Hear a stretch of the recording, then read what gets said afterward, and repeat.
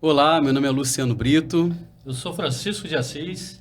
eu sou empresário, atuo na área de saúde, levando soluções para as empresas e na BRH sou diretor voluntário de Relações Institucionais. Atualmente sou vice-presidente da BRH Amazonas. Tenho uma sólida experiência na gestão de RH e relações trabalhistas no Polo Industrial de Manaus. Estamos inaugurando o nosso podcast RH Disrupção, né, Disrupção, Assis? exatamente. Esse é o canal, esse é mais um canal de comunicação e conhecimento que a BRH está proporcionando para os RHs, levando conhecimento, trazendo novidades.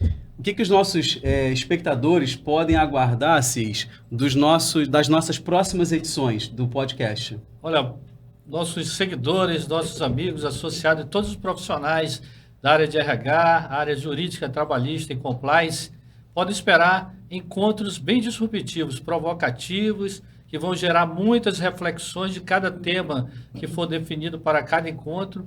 E pode ter certeza, terão a oportunidade de adquirir conhecimento e aprendizado com grandes profissionais que estarão sendo convidados para o nosso podcast Disrupção, o podcast da BRH Amazonas. Muito bem. E os nossos convidados dessa primeira edição? Olha, a gente se sente muito honrado de estar aqui perante dois profissionais da bagagem profissional, intelectual, que é a doutora Priscila, o doutor João Bosco, que tramita com muita propriedade, com muita credibilidade no mundo jurídico trabalhista e que vai abrilhantar esse nosso primeiro encontro, né, do podcast de Disrupção, um evento que foi sonhado coletivamente, não só pelo Luciano, por mim, mas também com a nossa presidente, que no momento não pode estar presente, a Silvana Aquino, e toda a diretoria da BRH. Então, sintam-se todos aqui representados nesse sonho, um sonho coletivo. O tema desse nosso episódio, ele vai muito em linha com o painel que nós teremos, o Fórum de Relações Trabalhistas, o nono Fórum de Relações Trabalhistas, que vai trazer desafios e tendências nas relações trabalhistas e sindicais. E o Bosco e a doutora Priscila farão parte do painel do nono Fórum de Relações Trabalhistas e hoje irão mostrar para a gente um pouco do que nós iremos adquirir de conhecimento nesta próxima edição do Fórum de Relações Trabalhistas. Doutor Bosco, doutora Priscila, sejam muito bem-vindos ao nosso RH Disrupção.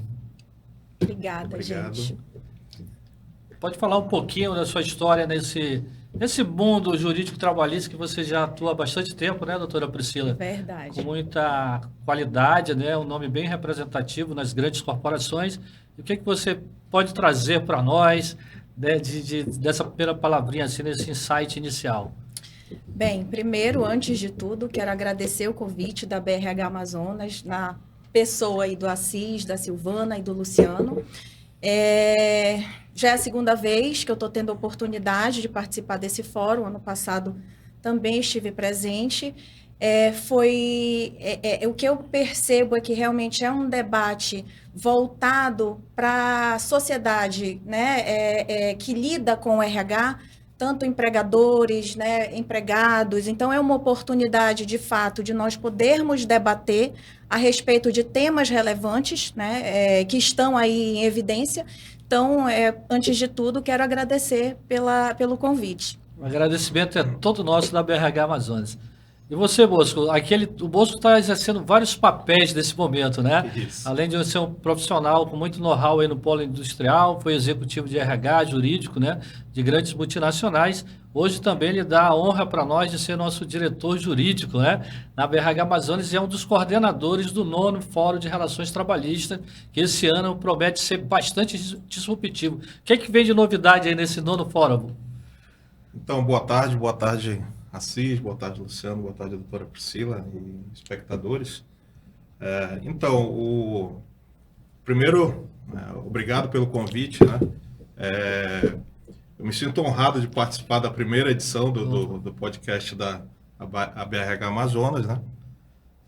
É uma iniciativa fantástica, realmente, da BRH, né? Eu acredito que vai agregar muito para todos os interessados, né, na gestão de pessoas, os associados, enfim, gestores e demais participantes desse ecossistema de recursos humanos, né? Principalmente aqui em Manaus, o nosso polo industrial, que tem demandas, né, bem impactantes, né, na área de recursos humanos. Muito agradecido e honrado pelo convite, né? Então, eu, como o Luciano, né, mencionou, eu também participo de forma voluntária na BRH, né, atualmente na diretoria jurídica, e a convite do Assis, estou participando como coordenador técnico do 9º Fórum de Relações Trabalhistas e Sindicais Roberto Chagas, né? Esse ano, os temas estão bastante relevantes, né, muito impactantes. Por exemplo, a lei de equidade salarial, eu acredito que hoje é o tema que está mais em alta nos RHs, né? E é algo que realmente é um tema que veio para agregar muito e contribuir bastante para o equilíbrio das relações trabalhistas de forma geral, né? A gente vai poder verificar isso no decorrer do fórum, né? Com a participação da doutora Priscila, que vai ser uma das painelistas, né? E eu estarei mediando essa primeira etapa do fórum, né? Na sequência, a gente tem as palestras, né, do Dr. Dantas e do Dr. Gabriel. Dr. Gabriel, né? E no segundo painel de debates, o tema vai ser o assédio sexual e moral, né, mediado pelo José Wellington, com a participação do José Wilson e da doutora Gene, né? Sensacional. Então, acredito que vai ser muito enriquecedor, né, o debate, os painéis, as palestras. Estão todos convidados a se inscreverem para participar do 9º Fórum de Relações Trabalhistas e Sindicais. Sensacional. Que será no dia 14, né? Dia 14 de Dia maio, 14. das 14 às 17 horas, Às no auditório do Senado, ali pertinho da bola da Sufrão. Mas eu queria aproveitar o ensejo, né, para quem não conhece, os nossos telespectadores, nossos seguidores, associados, simpatizantes, conhecer um pouquinho mais da doutora Priscila, né? Nós já conhecemos bastante. Verdade. Mas fale um pouquinho da sua história aí, acadêmica, profissional, familiar, para que as pessoas possam conectar melhor com você. Então, eu sou advogada trabalhista, né? Há quase 20 anos, então, Olha. bastante tempo aí atuando na Justiça do Trabalho. Também faço parte, né, da Comissão de Direito do Trabalho da OAB. Sou sócia coordenadora, né, no escritório de advocacia aqui. E, como você falou, atuo aí militantemente nessa área, conhecendo essas dores das empresas. Basicamente, defendo empresas, né? O foco é empresas de vários segmentos. Então, eu faço toda essa parte de consultoria preventiva e contenciosa. Então, você vê no dia a dia da Justiça do Trabalho, a prática trabalhista, de fato, com todas essas questões que a gente vai conversar aqui, algumas delas, mas com todas essas questões de ordem geral que envolvem aí relações de trabalho, relações de emprego, né? E é isso. Legal. E aproveitando também, né, deixar um espaço para o Dr. João Bosco, a gente também já conhece bastante, né, mas creio que tem muitos colegas que estão assistindo aí que não conhecem um pouco da história do Bosco. Antes de chegar na BRH Amazonas, qual foi a história do Bosco, acadêmica, profissional? Então, eu sou advogado também, né, minha formação na área do direito, minha especialização na área tributária e processo tributário, né? E acabei ingressando, né? Tive a oportunidade em 2005 de ingressar numa multinacional aqui do Polo Industrial de Manaus, do departamento jurídico, né? Como advogado júnior na ocasião. E depois, claro, a gente teve uma progressão, né, na estrutura da empresa. E a partir de 2010, mais ou menos, eu passei a ser direcionado para a área de RH, de recursos humanos, né? Gestão de recursos humanos da empresa. E em 2012 eu acabei realmente migrando efetivamente para essa área, mas ainda acumulando a gestão jurídica, né? Naquela ocasião. De forma que eu direcionei meu desenvolvimento realmente nessa área de gestão de pessoas, né? Já é uma área com a qual eu me identifiquei, né? Gostei bastante e permaneço muito próximo a ela até hoje.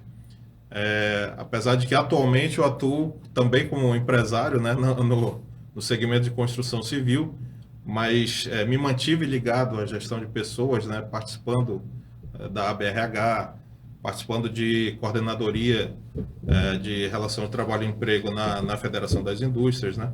Então eu me mantive realmente muito próximo da área e fiz questão de continuar acompanhando e me atualizando nessa área, né? Acompanhando os temas relevantes e tudo mais. Maravilha. Passando aqui a palavra para o nosso amigo Luciano. O Bosco falou que ele, além de tudo isso, né, é empresário. E aí me vem uma pergunta, porque assim, como você é empresário num segmento que a tendência dela é ser um público muito mais homem do que mulheres, como é que você trabalha dentro da tua empresa e como as outras demais construtoras que você conhece, como é que eles atuam nessa questão da equidade salarial, da questão de gênero, dentro de uma empresa que ela tende a ser predominantemente masculina? Então, o segmento da construção civil realmente, desde sempre, digamos assim, teve uma predominância masculina, né? Até pela natureza de muitas atividades do segmento, né? Mas que recentemente, né, nos últimos anos, isso a gente percebe que vem mudando, né? Já existem algumas atividades, inclusive de campo, né, de canteiro de obra, que a gente já percebe a presença das mulheres, né?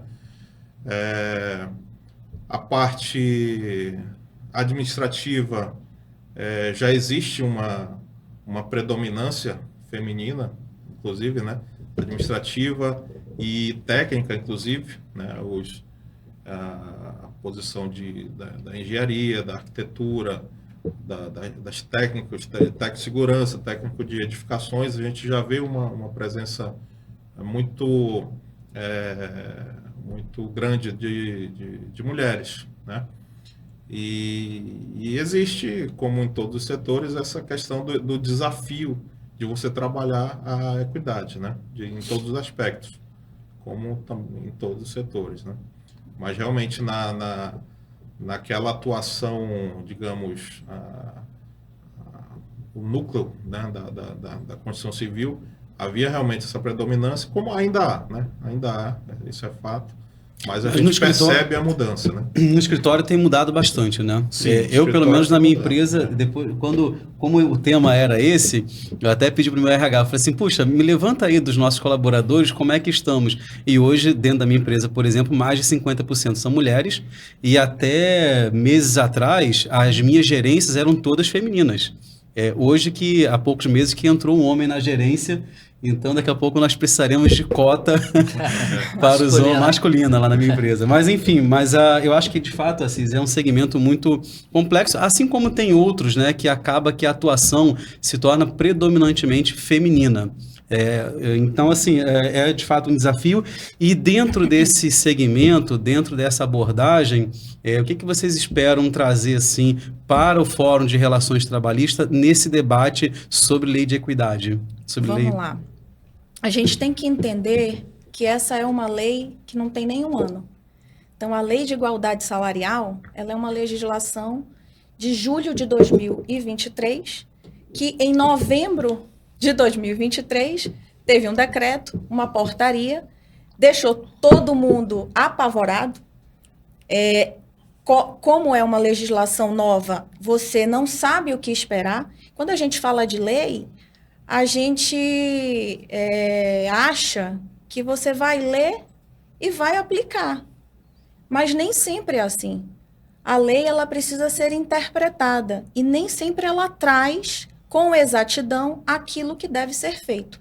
Então, por conta disso, veio a primeira legislação, a 14.611, mas ela era extremamente resumida, né? E justamente por conta disso, posteriormente, o Ministério do Trabalho e Emprego, juntamente com o Ministério das Mulheres, trouxe o decreto e a portaria, trazendo alguns critérios adicionais. Então, ficou aquela reviravolta, muitas empresas, muitos RHs preocupados, principalmente com a questão da LGPD, da concorrência entre empresas, vai divulgar salário, vai saber quanto eu ganho, e naquele momento nem nós podíamos falar com exatidão. Porque, enfim, acho que ainda tem aí um longo caminho para a gente entender de que forma a legislação vai ser aplicada. Então, o debate ele é necessário, sim, por conta disso. A gente precisa entender um pouquinho, pegar, de repente, uma experiência ou um procedimento de como uma empresa, de repente, abordou aquilo, como a outra. Eu acho que a gente está no momento de coletar essas informações, né? Claro que a lei, ela é uma lei de igualdade salarial e critérios remuneratórios. Então, ela visa trazer a igualdade, buscar ao máximo a igualdade salarial entre os gêneros, mas não só entre os gêneros. Quando você vai lá esmiuçar, você vê que a preocupação do Ministério do Trabalho e Emprego e do Ministério da Mulher é trazer essa igualdade também para a raça, a etnia, a origem, né? Então, você vê que ela vai ser muito mais ampla do que a gente está imaginando, porque, em verdade, ela está focando no gênero, mas ela é muito mais que isso. Ela vai na diversidade, ela vai em busca de entender, por outros critérios que não são só aqueles objetivos, né?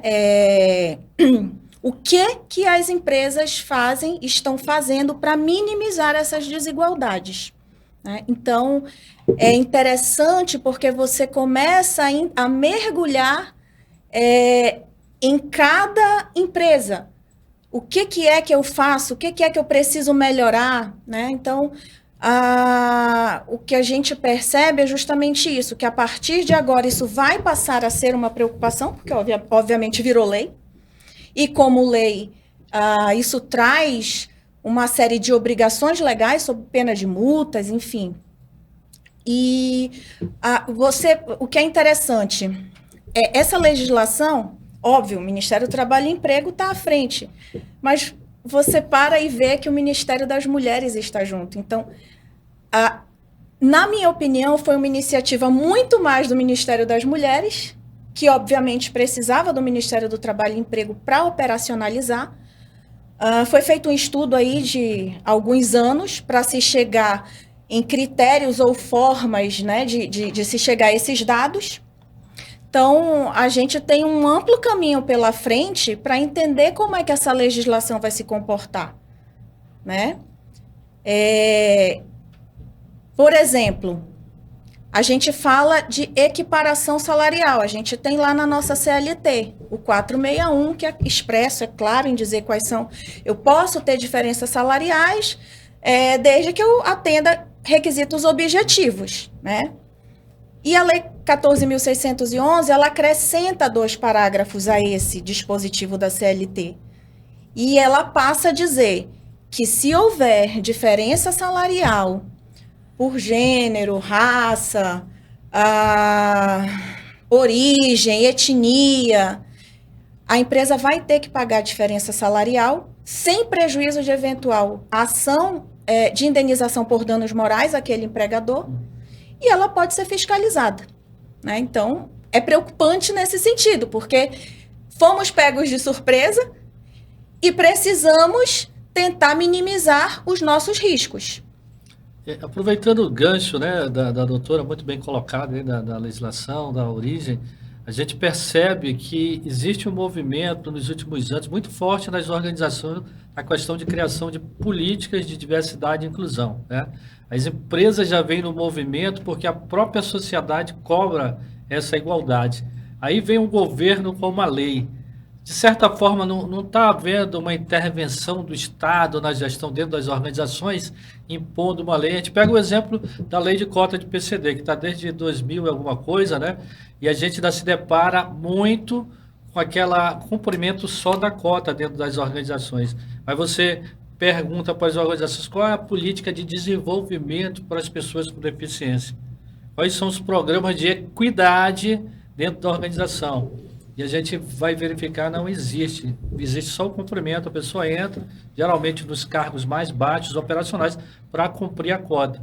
E aí o risco que eu vejo, que não houve um debate mais amplo, né? O Ministério do Trabalho entrou junto com uma demanda justa, né? Lógico, as empresas, a gente conhece empresas que já existe um programa de fortalecimento, do desenvolvimento de mulheres na liderança, mas eu sempre questiono assim, não é só as mulheres, tem um negro, tem um índio, tem uma pessoa com deficiência, e aí meu receio é tornar esse debate muito pequeno, onde ele poderia ser mais amplo. O que é que vocês percebem sobre isso, nessa provocação inicial? Bem, é claro que cada um pode ter um entendimento, Claro. né, diferente. Eu penso que a lei ela tem que ter uma função social. E nesse primeiro relatório que já foi divulgado pelo governo, de fato se observou que existe sim uma diferença, uma desigualdade salarial de gênero, né? A forma de análise do governo foram critérios objetivos trazidos pela RAIS, com dados de 2022, onde você tem ali informações salariais, quantidade, né, de mulheres, quantidade de homens. Então, ela pegou dados que, obviamente, o governo tem acesso, porque as empresas fornecem, e ela quis entender, por meio de critérios e políticas, que foi justamente o questionário que as empresas responderam em fevereiro desse ano, critérios adicionais de remuneração, de políticas, de procedimentos, de normas internas que possam permitir um crescimento tanto de quem já está lá dentro, especificamente falando de gênero, né, das mulheres, quanto de quem também é contratado. Então, tem vários indicadores. As empresas com 100 ou mais empregados tiveram que responder a essas perguntas, como, por exemplo, a empresa tem plano de cargos e salários, a empresa tem alguma política de incentivo para a contratação de mulheres, a empresa tem alguma política para a progressão de carreira das mulheres. Então, quando você fala assim, não é uma interferência do governo, eu acho que é um pouco relativo. Eu acho que, de fato, a gente sabe que existe, sim, algo que precisa e pode ser melhorado, né? Foi um indicador importante. Às vezes, você pode analisar sob várias óticas. Você sabe que, por exemplo, onde que foi encontrada maior tipo de desigualdade, o maior tipo de desigualdade foram nos cargos de gestão e liderança. Então, são os maiores cargos. A desigualdade de gênero salarial, ela foi encontrada principalmente em cargos mais elevados, que eu imagino que vai ser, talvez, o foco das empresas, né? Mas, por outro lado, a gente precisa entender que, como eu disse, o CAPT do 461, ele existe, ele pode ser aplicado, eu posso justificar para a Justiça, para a própria Superintendência Regional do Trabalho, caso venha a ser autuada, o porquê que determinado funcionário, empregado, ganha mais ou ganha menos que outro. Então, a gente está falando aqui, a grosso modo, de indicadores que o governo pegou e divulgou, mas a gente não pode aqui dizer, né, com exatidão, na minha opinião, que a empresa está descumprindo ou não essa questão, porque a gente precisa se aprofundar no caso concreto. Bem legal. Aproveitando o gancho da doutora, a gente traz também a questão porque existe um risco de você nivelar todo mundo para baixo, né? Ter todo mundo medíocre ou alto nível, né? Vai depender da régua. Geralmente, em algumas organizações, tem uma política de avaliação, de meritocracia, de gestão por competência, que a pessoa vai progredindo dependendo do sexo, ou da origem, da raça. Esse é o modelo mais justo. Aí, quando o governo faz uma análise macro, sem ter essas informações de políticas de desenvolvimento de pessoas, de sucessão, ela pode passar para a sociedade, como é público, uma imagem indevida da organização. E aí como é que você pode tratar isso, Bosco? Dentro de uma visão, como você foi gestor de grande multinacional, como é que a gente traz esse debate para equilibrar esse tipo de... Porque vai acontecer. Já está acontecendo, eu faço parte de um grupo de gestão de relações trabalhistas, que tem mais de 500 pessoas no Brasil. O grande debate é esse. Está público, né, como a doutora falou, só que as pessoas não conhecem as nuances do negócio, da política de cada empresa. Sim. As empresas que já dispõem de uma melhor estrutura nessa área de gestão de pessoas, né, realmente elas costumam ter políticas internas nesse sentido, né, inclusive que fomentem, né, que promovam essa questão da igualdade em todos os aspectos, né. Essa questão da salarial, principalmente, como eu falei, essas empresas de melhor estrutura já trabalham com uma tabela salarial, né, identificação dos cargos, níveis, e os salários correspondentes, independente de qualquer situação, de sexo, de raça, né? Então, assim, esse eu diria que seria o caminho adequado, o melhor dos mundos, né? E eu imagino que seja o que as empresas, né, em todos os portes, né, deveriam buscar, né? Esse tipo de tratativa interna.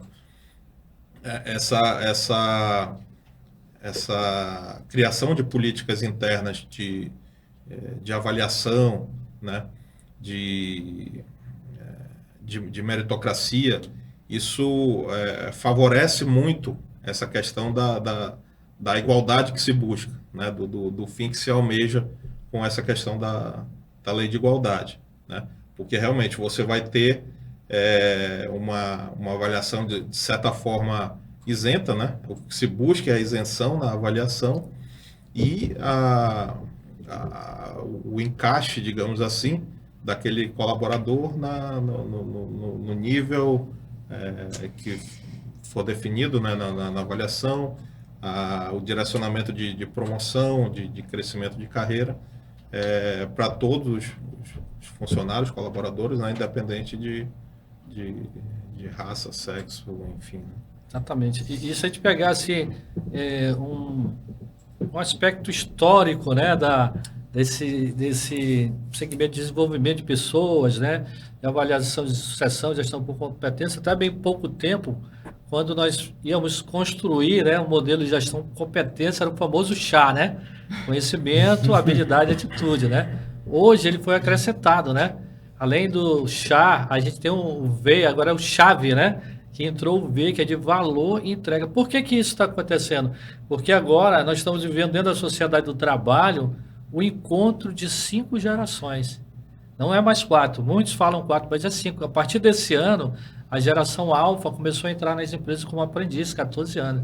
E isso aí remete uma preocupação e oportunidades para as organizações debaterem como é que a gente vai lidar com esse encontro de gerações, porque isso remete ao nosso outro tema, que é a questão do assédio. Sim.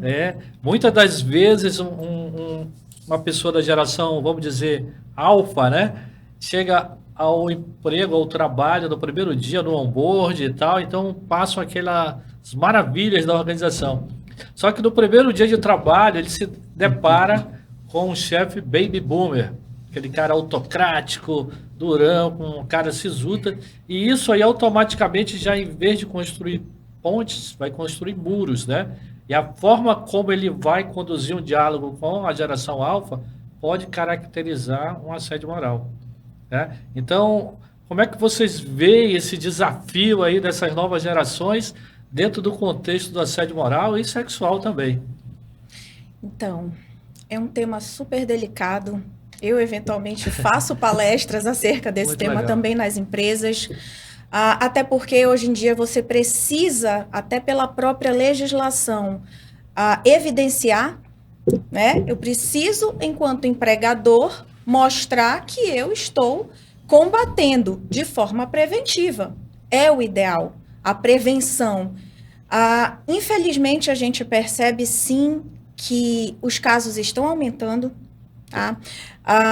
O tema não é novo, o debate não é novo, todo mundo sabe o que é.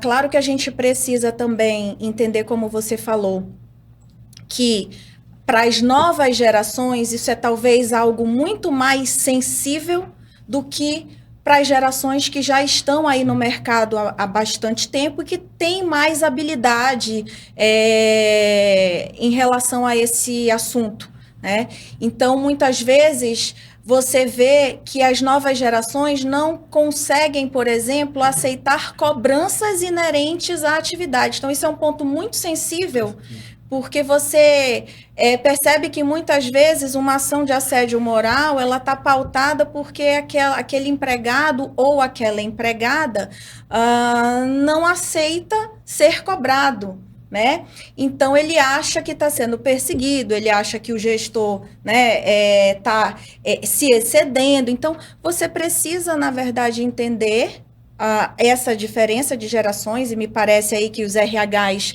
tem essa habilidade de construir esses perfis, e é um desafio, porque são totalmente diferentes. Como você falou, né? Agora já são 5 gerações, eu nem sabia da 5ª geração.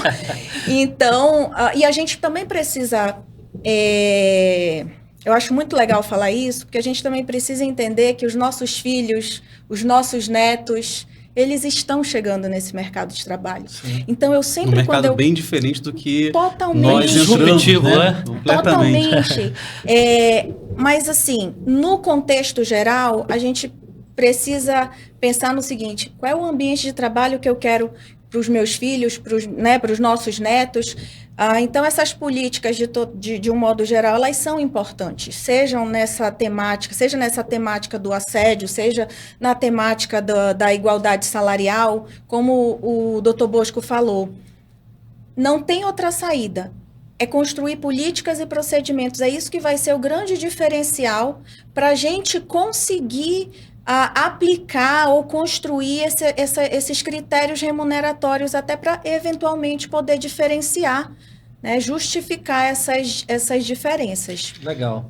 Eu acho que tem um ponto que me preocupa, é o seguinte: nós temos empresas grandes que têm seu compliance bem estruturado, com um canal de denúncia, com investigação, em algumas situações até apartada do corpo interno, né, com consultorias externas. Mas e as empresas de pequeno, de médio porte, que não têm condições financeiras de montar toda uma estrutura como essa? Como é que elas podem demonstrar para o seu colaborador de que ela se preocupa, que existe uma atenção da empresa, e esse colaborador, como é que ele pode confiar de que a investigação, de que aquela denúncia, de que aquela reclamação que ele fez, ela de fato vai ser conduzida com seriedade, sem proteger eventualmente um gestor que seja ali naquele momento a pessoa que o colaborador fez uma denúncia? Como é que a gente pode trabalhar isso? Como é que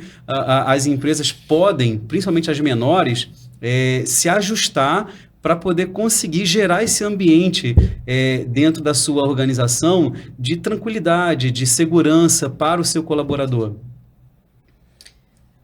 Bem, eu penso, Luciano, que não é difícil a gente conseguir isso, né? Eu acho que você, sendo uma grande empresa ou uma pequena empresa, é obrigação de todos nós ter um ambiente de trabalho saudável mais do que nunca. E isso não é só dentro das empresas, né? Óbvio que a gente está falando dentro das empresas, mas eu acho que atualmente essa busca pela saúde mental é uma questão pessoal de todos nós. Então, eu acho que mesmo o pequeno empregador, ele tem formas simples de seguir essa legislação ou de se preocupar com isso, né? Como eu falei, você não precisa ter um canal bem estruturado de denúncia. Você pode ter uma pessoa do teu RH como ponto-chave, como você mesmo falou, às vezes é claro que aí talvez seja um custo maior, mas ter uma empresa terceirizada, um escritório jurídico, alguém que faça esse serviço para você, eventualmente treinar o teu próprio gestor de RH, a tua própria pessoa de RH, para conversar a respeito, para divulgar, para elaborar materiais que possam ser divulgados internamente, né? Nós temos várias cartilhas, vários documentos, Ministério do Trabalho e Emprego, Ministério Público do Trabalho, o próprio governo federal, eles têm cartilhas e documentos de tirar dúvidas, entendeu? Então, acho que a gente tem formas muito simples de conseguir combater isso dentro das empresas, mas o principal de tudo é não aceitar e não tolerar. Tolerância zero. Tolerância zero. Exatamente. E o bacana de tudo isso, falando agora do olhar do judiciário para esse tema, talvez no passado a gente tinha uma maior resistência, era natural ali olhar com desconfiança a vítima, né? E hoje, até porque isso também já é aplicado dentro dos próprios órgãos, tá, públicos, a questão do combate ao assédio moral, assédio sexual. Então, hoje, é interessante você ver que o judiciário, de fato, está combatendo isso. Então, quando a gente recebe um processo de assédio moral, assédio sexual, que ele é judicializado, que ele vai para uma instrução, né, você já percebe que o judiciário ele não tolera. Então, se tiver comprovado por evidências, né, das mais variadas possíveis, que houve a prática tanto do assédio moral ou do assédio sexual, a empresa, o colaborador, ele ganha ação facilmente. E são situações que as empresas podem evitar com políticas, com práticas, com mudanças na sua estrutura e no seu olhar de forma simplificada, então, né? Não são tão complexas as mudanças que se pode ser feita dentro das empresas para que a gente possa evitar esse tipo de processo. Aproveitando o gancho, né, para a gente ampliar a discussão, eu faço uma palestra sobre assédio moral e sexual, mas dando ênfase nos impactos, principalmente psicológicos, sociais e o papel da liderança. Porque nós sabemos que uma pessoa vítima do assédio moral ou sexual ela pode desencadear vários transtornos psicológicos, né? Chegar a um burnout, que é um extremo, né? E depois chegar à depressão. E isso vai contaminar toda a família. Que a família acaba se envolvendo, você começa a adoecer a família. E dentro dessas pesquisas que a gente vem fazendo, o grande, digamos assim, fenômeno ou fator desencadeador do assédio e do burnout dentro das organizações é a liderança. Então, eu pergunto aí ao Bosco, que foi gestor de RH, como é que a gente pode trabalhar a liderança para que ele seja um agente positivo contra o assédio moral e sexual da organização e que contribua para essa redução, né, de casos de burnout no mundo do trabalho? O primeiro ponto importante é realmente o que já foi comentado aqui, né, inclusive pela doutora Priscila, da criação das políticas e procedimentos internos. Isso é inevitável, né? Inclusive, dentro dessa última pergunta do Luciano, com relação ao porte da empresa, as empresas de pequeno porte, né, também microempresas, eu acho que hoje esse é um caminho inevitável também. As empresas mesmo as de pequeno porte, elas precisam buscar esse tipo de tratativa interna. Até porque se você pretende ser fornecedor de uma empresa mais estruturada, de um compliance mais estruturado, compliance trabalhista, inclusive, você vai ter que responder questionários para homologação, né, como fornecedor, e normalmente esses questionários ele já tem essa pergunta, se você tem procedimentos internos sobre combate ao assédio, enfim, vários vários tipos de abordagem relacionadas a essa questão às relações trabalhistas, você já vai precisar desenvolver isso internamente para poder atender empresas de maior porte, né? Se você for uma empresa de pequeno porte. Então, sobre a sua pergunta, dentro desses procedimentos e políticas, né, tem que ser mantido uma rotina de conscientização, né, para gestores, lideranças, todos os níveis, né, de liderança, para que realmente essa prática seja evitada, né, eliminada se ocorre e evitada, né, numa atuação preventiva da empresa, né, porque hoje as empresas já há algum tempo, inclusive, já conseguiram enxergar, né, o tamanho da perda, o tamanho do prejuízo que gera esse tipo de ação, né, para os agentes, né, em relação a aqueles colaboradores que sofrem o assédio, né, a perda de rendimento, a ausência, né, então isso já foi quantificado, né, pela empresa, o impacto disso, né? Hoje já tem um movimento, uma preocupação das organizações, né? Mais ou menos isso. Por exemplo, 2017, 2018, quando eu comecei o doutorado na Argentina, aí eu tive um módulo com a professora Isabel Jaregué, né? Que foi uma das pioneiras na literatura sobre burnout, né? Eu comprei até o livrinho na época. E aí, quando eu assisti aquele módulo sobre burnout, eu já estava na BRH e nós estávamos no 3º Fórum de Relações Trabalhistas, que ia acontecer. E aí eu trouxe para o debate para a gente ampliar o Fórum de Relações Trabalhistas, em 2018, para Fórum de Relações Trabalhistas e Saúde no Trabalho, para a gente começar a falar sobre essa questão do burnout. Mas a gente percebeu que no primeiro evento existia um tabu muito grande. Muito. Todo mundo escondendo debaixo do tapete, as organizações, né? Ninguém queria vir trazer para o debate. Não, na minha empresa não acontece isso. Não acontece nada. E a gente empresa sabe maravilhosa. que todas as empresas, né, são acometidas em função do modelo de liderança autocrático que veio do Baby Boomer, né? E aí a gente começou esse debate. E hoje a gente percebe que esse tabu ele foi quebrado, né? Não só pelo advento do afastamento pelo trabalho também, que deu uma forçada, a pandemia acelerou, né, isso aí, exponencializou os casos, mas hoje a gente percebe que as empresas estão imbuídas, né, em criar programas de sensibilização, de cuidado da saúde mental e emocional, mas muitas ainda estão pecando na causa raiz, que é justamente trabalhar a liderança. Digo isso porque nós vivemos num mundo globalizado, disruptivo, tecnológico, onde isso faz com que a gente tenha que entregar resultados cada vez melhores. E esse entregar resultado cada vez melhores, competitividade cada vez maior, a competição é global, né? Não é mais nacional, é global.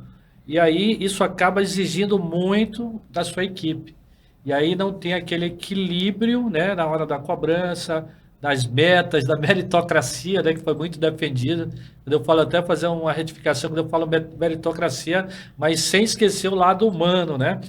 Então a gente vive um momento aí muito desafiador dentro dessas questões da assédio moral, que é a busca do resultado e ao mesmo tempo criar ambientes, como a doutora muito bem colocou, um ambiente humanizado, onde que as pessoas se sintam felizes de trabalhar, né? E aí, qual é o nosso grande desafio? O que é que nós podemos fazer para a gente buscar esse equilíbrio, que eu acho que é o grande desafio. E aí eu quero pegar já o gancho para ser bem disruptivo, que o nosso fórum fala de vários temas, né? Falamos de equidade salarial, assédio moral e sexual, e vamos falar com o doutor Dantas também, né? Um grande profissional na área, sobre a questão dos terceirizados e temporários. Muitas empresas estão fazendo o dever de casa com os seus funcionários, mas estão esquecendo dos temporários e dos terceiros. Como é que vocês veem esse raio-x aí nas situações que é onde está aumentando cada vez mais os assédios junto aos terceirizados e temporários? A questão do assédio para os temporários e para os terceirizados, não sei se eu entendi muito, acho que o teu foco é esse, a questão do assédio, ela não se diferencia em nada do que a gente está Eu falando. digo assim, como as empresas estão, você já tem Sim. trabalhando isso, né? Na verdade, você pode tratar, eu entendo que enquanto empresa a gente pode sim falar para o público geral.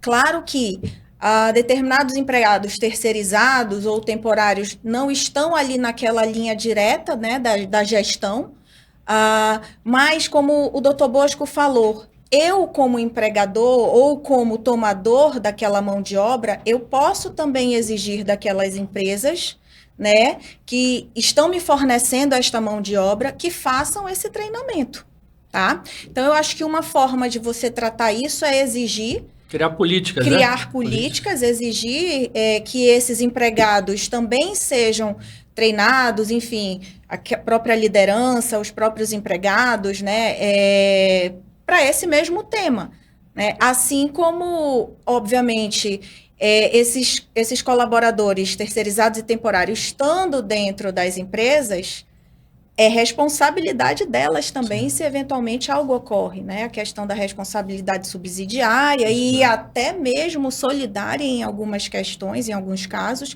Então, obviamente que você não pode, como empresa, não é meu empregado, tá tudo bem, então eu vou combater o assédio só aqui em face dos meus empregados, mas os terceiros e os temporários não é minha responsabilidade. Então, não é assim. E é muito bem colocado pela doutora essa responsabilidade subsidiária.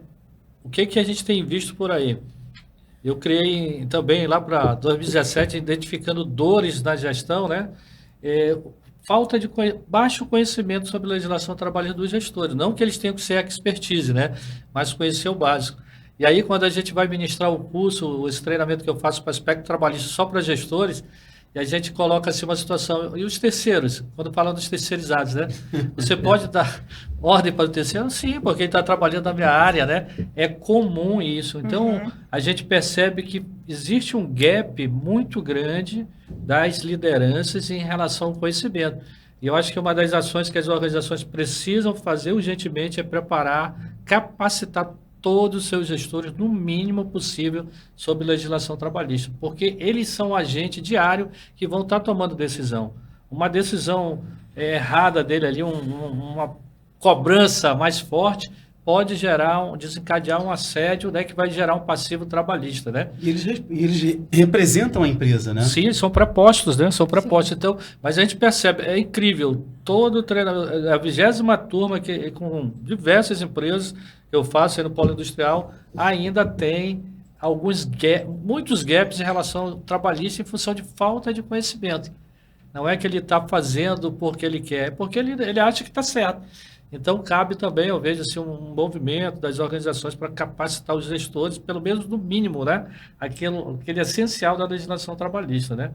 E olha, já avisaram aqui para a gente, o papo tá tão gostoso, cara. Tá acabando o nosso tempo. Eu acho que a gente ia ficar aqui 24 horas falando, né? Que a gente entrou nesse tema de terceirização e temporária, tem muita coisa, mas a gente vai deixar por doutor Dantas lá trabalhar esse tempo, senão a gente vai complicar aqui, já vai passar spoiler, né, doutora? É verdade. Achei só foi uma palhinha aqui do que vem pela frente na semana que vem. Exatamente. E eu queria aproveitar também, já o nosso tempo se esgotando, acho que dará tempo, a gente tem um último tema lá, o subtema do Congresso, do nosso fórum, desculpa, quem sabe futuramente, já estou prevendo um congresso, né? De fórum de relações trabalhistas, seria fantástico, né? Que vai falar sobre as negociações coletivas e todo esse universo que vem de desafios. Vocês conseguem enxergar alguma possibilidade dentro das convenções coletivas de estar tratando esses temas sobre diversidade, assédio moral? Como é que vocês veem isso aí dentro do modelo hoje, né, depois da lei da reforma trabalhista, do negociado sobre o legislado? Então, justamente... Ela sorriu, a doutora, ela gostou. Eu acho que ela gosta desse tema. Eu gosto desse tema, né? A gente já tem aí a tese do STF, a 1046, que consagrou, então, a questão do acordado sobre o legislado. Então, essa questão das negociações coletivas, óbvio que ela ganhou força por conta da própria reforma trabalhista e dessa tese fixada pelo STF. Então, eu penso que a gente sempre tem uma certa resistência quando a gente fala em negociação, relações sindicais, mas é, sim, claro, uma porta de entrada. As normas coletivas, né, sejam os acordos ou as convenções, são instrumentos mais do que nunca agora reconhecidos. A questão do acordo, talvez para o que você está falando, seja algo mais praticável, né? Eu posso colocar alguma coisa relacionada a esse tema, então você teria que fazer isso talvez por meio de uma negociação por acordo coletivo da empresa com o sindicato, embora eu particularmente pense que isso deve ser muito mais uma política da empresa, né, do que uma questão voltada aí para negociação sindical, mas nada impede, né? E uma vez que aquilo vai para dentro da norma coletiva, ela passa a ser obrigatória, vai ter força ali normativa de legislação e vai ter que ser cumprido. Cumprida, né? E você, Bosco, visualiza alguma possibilidade, hein? Então, historicamente, a gente sabe que os sindicatos sempre buscaram, né, inserir, né, nas convenções e acordos coletivos essas mudanças e avanços, né, da legislação, independente do cumprimento já por força da lei, né, fiscalização e tudo mais, mas os sindicatos procuram realmente fazer essa inserção, né? Então, eu imagino que realmente nas próximas, né, nas negociações, como esse assunto realmente está com força, né? Eu imagino que não vai ficar de fora da pauta, né, das negociações coletivas. A gente está muito triste que o tempo já está esgotando, né?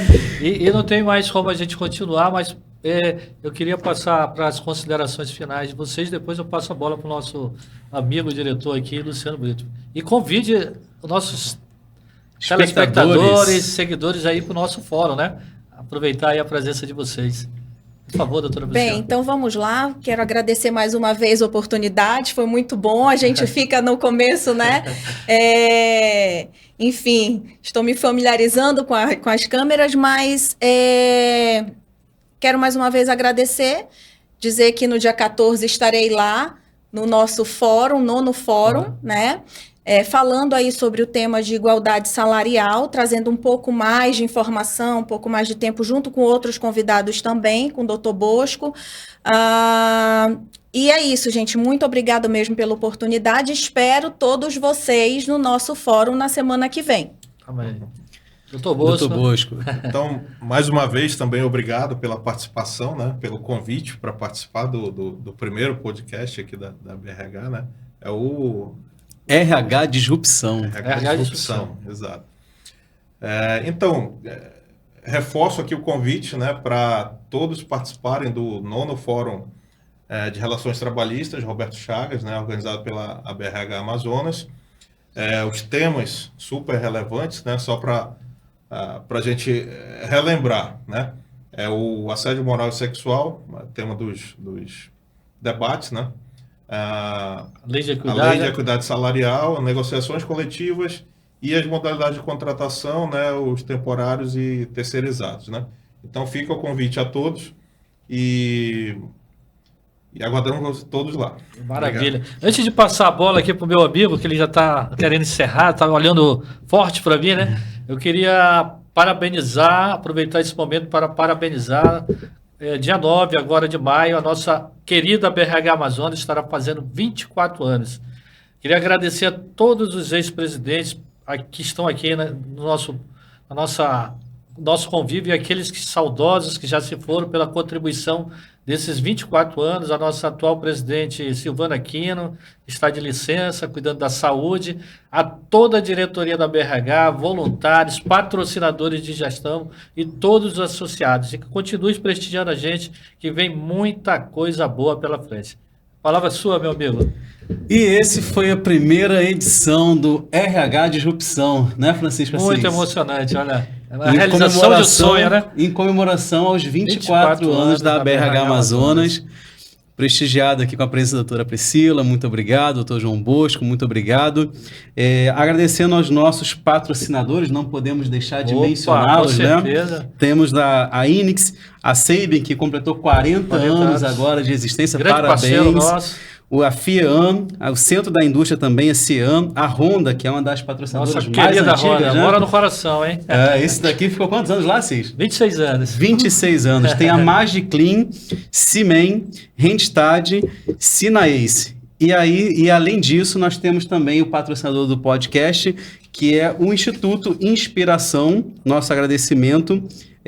O Instituto Inspiração Hub atua na área de treinamentos voltados para desenvolver habilidades de liderança, comunicação e oratória, sempre de forma muito dinâmica e baseada em técnicas em neurociência e abordagens comportamentais. São treinamentos voltados para membros da alta gestão, liderança e equipes de empresas e entidades, além de instituições públicas também. Então, nosso muito obrigado ao Instituto Inspiração, como nosso patrocinador do podcast. Muito obrigado a todos e esperamos vocês, na verdade, né? Dia 14, aonde, Assis? No auditório do Senai, ali do lado da Bola da Sufrão. Vai ser um evento, assim, muito reflexivo, com muitos insights e aprendizados, com a presença da doutora Priscila, doutor Bosco, doutor Dantas, o nosso palestrante nacional, Gabriel Pérez, que vem lá do Sul para brilhantar nosso evento, além de todos os painelistas, José Wilson, doutora Gene, doutor Aldimar, na mediação do doutor Bosco e do nosso amigo José Wellington. Será disruptivo, Assis? Com certeza. Aguardem. Obrigado, pessoal. Muito obrigado. Até a próxima. Até a próxima. Valeu. Obrigado.